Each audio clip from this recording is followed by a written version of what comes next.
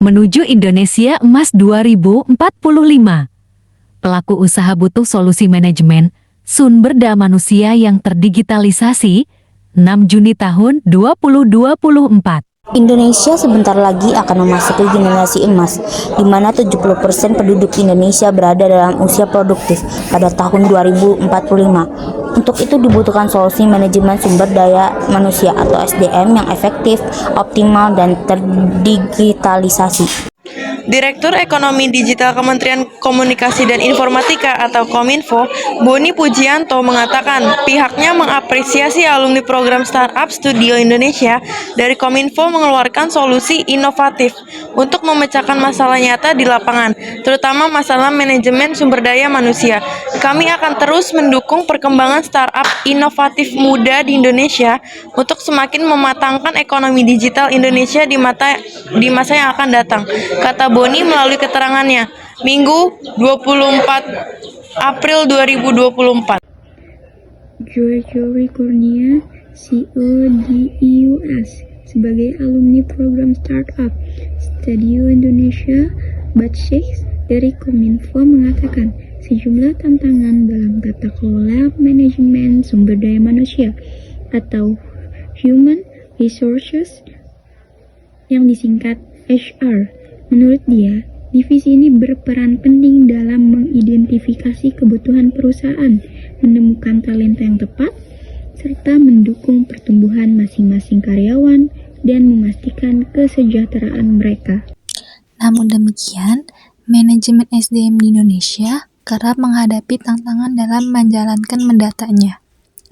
Beberapa di antaranya adalah kurangnya produktivitas karyawan, proses rekrutmen yang memakan waktu dan biaya tinggi, adanya ketidakcocokan antara skill karyawan dan kebutuhan perusahaan. Kemudian, efektivitas matrik KPI yang kurang optimal, hingga turnover yang tinggi karena karyawan yang tidak mendapatkan inisiatif yang layak. Kami melihat banyak perusahaan yang masih memantau performa karyawan secara manual dan konvensional, sehingga rawan terpengaruh oleh kesalahan manusia, kehilangan data, dan biasa subjektivitas, kata Gregory. Metode manual ini juga banyak membuang waktu, karena itulah kami mencetuskan Deus Enhance untuk membantu menyelesaikan pain points tersebut, sehingga manajemen SDM di perusahaan bisa berjalan secara optimal selanjutnya. Menurut dia, Deus Enhance menghadirkan sistem HR yang terintegrasi dengan matrik penilaian performa atau KPI yang akurat dan otomatis yang berhubungan langsung dengan sistem remunerasi atau insentif, bonus, dan kenaikan gaji. Saat ini, makin banyak perusahaan yang meningkatkan penggunaan teknologi untuk memperlancar pengelolaan SDM. Sebelumnya, Chief Product Officer Mekari Aviandri Hidayat mengatakan, dengan mendigitalisasi proses dan sistem HR, perusahaan bisa merekrut, membina, dan mempertahankan karyawan dengan lebih tepat dan efektif.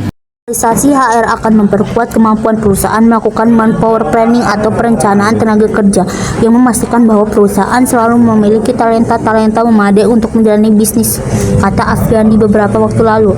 Selain itu, digitalisasi HR akan membantu perusahaan untuk memperkuat hubungan dengan karyawan dengan menciptakan budaya kerja yang baik bagi kesejahteraan dan produktivitas karyawan, ujarnya. Dia pun membeberkan 5 trend digitalisasi HR yang bisa digunakan perusahaan sebagai pedoman dalam merencanakan strategi transformasi digital HR.